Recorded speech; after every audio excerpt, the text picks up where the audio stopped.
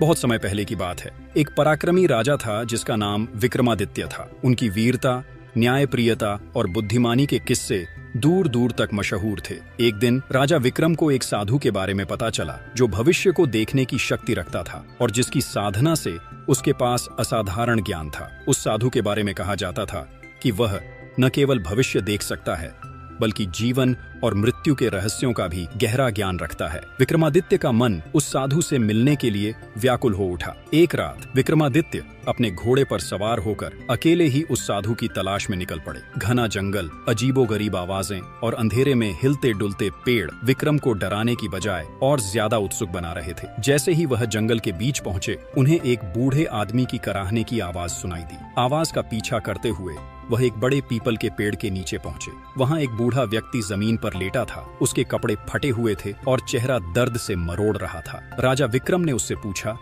हे वृद्ध, तुम कौन हो और यहाँ इस हालत में कैसे पहुंचे? बूढ़े व्यक्ति ने कराहते हुए जवाब दिया, हे राजन, मैं एक साधारण व्यक्ति हूँ, परंतु इस घने जंगल में मुझे एक श्राप ने घेर लिया है। यदि तुम मेरे श्राप को तोड़ सको तो मेरी आत्मा को शांति मिलेगी। विक्रम ने बूढ़े व्यक्ति की बातों में छिपी रहस्यमयी गहराई को महसूस किया। राजा ने उससे वादा किया, तुम्हारी आत्मा को शांति देने के लिए मैं जो कुछ भी कर सकता हूँ वह करूंगा। तुम मुझसे बताओ, तुम्हारा श्राप क्या है? बूढ़ा व्यक्ति मुस्कुराया।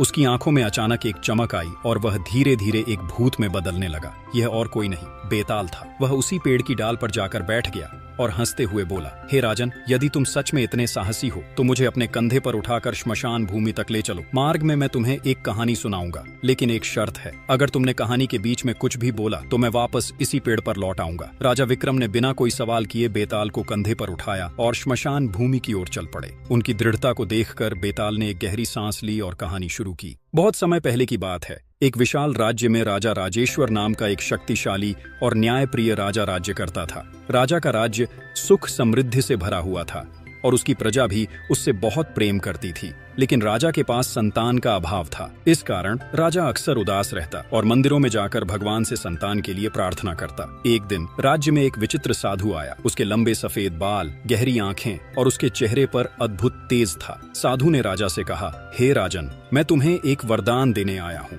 मैं देख सकता हूँ कि तुम्हारे जीवन में संतान सुख का अभाव है। मैं तुम्हें एक ऐसा पुत्र देने का वरदान दूंगा जो वीर, पराक्रमी और अद्वितीय होगा, लेकिन याद रहे, इस वरदान की एक शर्त है। राजा ने उत्सुकता से पूछा, हे महात्मन, आपकी शर्त क्या है? साधु ने गंभीरता से कहा, तुम्हारे पुत्र की आयु सीमित होगी। जैसे ही वह 21 वर्ष का होगा, उसे एक भयानक श्राप का सामना करना पड़ेगा। उसके जीवन के 21वें वर्ष में ऐसी घटनाएं होंगी जो उसे मृत्यु के निकट ले जाएंगी। इस श्राप से बचने का कोई उपाय नहीं है। क्या तुम इस शर्त को स्वीकार करते हो? राजा ने संतान के सुख के लिए इस शर्त को स्वीकार कर लिया। समय बीता और राजा के घर में एक सुंदर बालक का जन्म हुआ। उसका नाम अर्जुन रखा गया। अर्जुन धीरे धीरे बड़ा होने लगा और उसकी वीरता और साहस के किस्से राज्य में फैलने लगे। पर जैसे ही अर्जुन 21 वर्ष का हुआ, अजीब घटनाएं घटित होने लगी। यहाँ तक कहानी सुनाकर बेताल ने थोड़ी देर के लिए रुककर विक्रम की प्रतिक्रिया का इंतजार किया। विक्रम चुपचाप चलता रहा।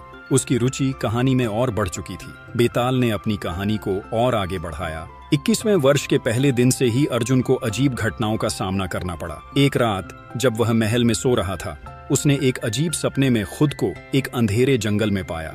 उस जंगल में चारों ओर आग जल रही थी और बीच में एक रहस्यमयी साधु खड़ा था। उस साधु ने अर्जुन की ओर देखकर कहा, तुम्हारे पिता ने तुम्हारे लिए यह श्राप स्वीकार किया है। तुम इससे बच नहीं सकते। तुम्हारा अंत निश्चित है। अर्जुन ने डरते हुए साधु से पूछा, हे महात्मा, क्या इस श्राप से बचने का कोई उपाय नहीं है? साधु ने गहरी हंसी के साथ जवाब दिया, शायद हो सकता है, परंतु इसके लिए तुम्हें अपनी सबसे मूल्यवान चीज का बलिदान देना होगा। अर्जुन ने इस सपने को गंभीरता से लिया और अपने पिता से इस श्राप के बारे में जानने का प्रयास किया। राजा राजेश्वर ने उसे सच बताया, परंतु उपाय नहीं बताया। बेताल ने राजा विक्रम से अचानक पूछा, अब बताओ राजन, क्या अर्जुन का इस श्राप से बचना संभव है? यदि तुम सच में बुद्धिमान हो तो इस प्रश्न का उत्तर दो। याद रखना, यदि तुमने उत्तर नहीं दिया तो तुम्हें झूठे राजा का श्राप लगेगा। राजा विक्रम ने थोड़ी देर सोचा और फिर जवाब दिया, बेताल, अर्जुन को श्राप से बचाने का एकमात्र तरीका यह है कि वह अपने भीतर की सबसे मूल्यवान चीज का बलिदान दे। शायद उसका साहस और आत्मविश्वास ही उसकी सबसे मूल्यवान संपत्ति है। अगर वह अपने डर को बलिदान कर सके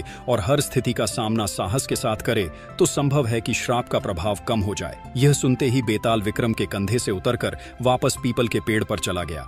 हंसते हुए बोला, तुमने सही उत्तर दिया राजन, पर अब मैं फिर से इस पेड़ पर वापस आ गया हूँ। अगर तुम्हें कहानी सुननी है तो फिर मुझे यहाँ से उठाकर श्मशान भूमि तक ले चलो। विक्रम ने बेताल को दोबारा कंधे पर उठाया और फिर चल दिए। इसके बाद बेताल ने एक रहस्यमयी हंसी के साथ अपनी कहानी शुरू की। राजन, अर्जुन ने अपने पिता से श्राप के बारे में जान लिया था। उसे पता था कि 21वें वर्ष के अंत तक वह किसी भयानक घटना का शिकार हो सकता है, लेकिन अर्जुन हार मानने वालों में से नहीं था। उसने संकल्प लिया कि वह इस श्राप का सामना करेगा और इससे छुटकारा पाने का कोई न कोई उपाय खोजेगा। अर्जुन ने कई महान विद्वानों, साधुओं और संतों से इस श्राप के बारे में पूछा, पर किसी के पास इस श्राप का तोड़ नहीं था। हर कोई बस एक ही बात कहता, तुम्हें अपनी सबसे मूल्यवान चीज का बलिदान देना होगा।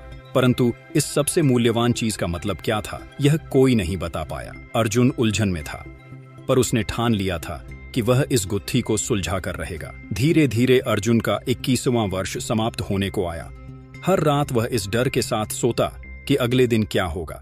एक रात उसने फिर से वही सपना देखा। वह एक अंधेरे जंगल में था। उसके चारों ओर धधकती आग थी और उसी रहस्यमयी साधु की आवाज आई जो कह रहा था, तुम्हारा अंत निकट है अर्जुन, समय रहते अपनी सबसे मूल्यवान चीज का बलिदान दो, अन्यथा यह श्राप तुम्हारे जीवन का अंत कर देगा। इस बार अर्जुन ने उस आवाज का सामना करते हुए कहा, मुझे मेरी सबसे मूल्यवान चीज के बारे में बताओ। अगर तुम इसे जानते हो तो बताओ कि मुझे क्या करना होगा। साधु ने उसकी परीक्षा लेते हुए कहा, तुम्हारे भीतर का साहस ही तुम्हारी सबसे मूल्यवान चीज है। इसे त्याग दो और श्राप तुम्हें छोड़ देगा। यहाँ तक कहानी सुनकर विक्रम की रुचि बढ़ गई, परंतु उन्होंने अपने मन की जिज्ञासा को रोका और चुपचाप चलने लगे। बेताल उनकी प्रतिक्रिया का इंतजार कर रहा था और थोड़ी देर बाद उसने कहानी को आगे बढ़ाया। अर्जुन इस बात को समझ नहीं पा रहा था कि उसे अपने साहस का बलिदान कैसे करना है। अगर वह अपने साहस को छोड़ देता है तो वह कैसे अपने जीवन की चुनौतियों का सामना करेगा। परंतु अब उसके पास समय बहुत कम बचा था। अर्जुन ने कुछ निर्णय लेने का सोचा और अपने पिता के पास गया। राजा राजेश्वर को देखकर उसने कहा, पिताजी, क्या आप मेरे इस श्राप से मुक्त होने का उपाय जानते हैं? राजा राजेश्वर ने एक गहरी सांस ली और कहा, बेटा, तुम्हारे इस श्राप का तोड़ मेरे पास नहीं है, परंतु यह निश्चित है कि यह तुम्हारी परीक्षा लेने के लिए ही है। अर्जुन ने इस पर विचार किया और ठान लिया कि वह चाहे जो भी हो, वह अपने साहस को नहीं छोड़ेगा। अगली रात उसने फिर सपना देखा। इस बार उसे एक विचित्र आवाज सुनाई दी जिसने कहा, अगर तुम इस श्राप को दूर करना चाहते हो तो तुम्हें एक कठिन परीक्षा से गुजरना होगा। तुम्हें अपनी जान को संकट में डालते हुए एक जादुई मंदिर तक पहुंचना होगा जो इस श्राप को मिटा सकता है। अर्जुन ने तय किया कि वह उस मंदिर की तलाश करेगा, चाहे उसे कितनी ही कठिनाइयों का सामना करना पड़े। उसने अपने कुछ विश्वास पात्र सैनिकों को साथ लिया और उस जादुई मंदिर की तलाश में